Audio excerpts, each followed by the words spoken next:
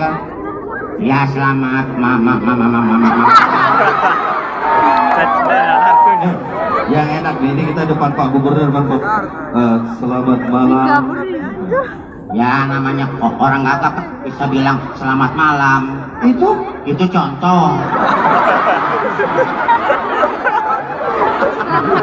Ajis kan udah di Ambon, minimal juga harus ngerti sapa dengan bahasa Ambon. Selamat malam. Selamat malam. Saya Jis. Saya Ajis. Orang Ambon yang dikenal paling parlente. Orang Ambon yang cepet banget.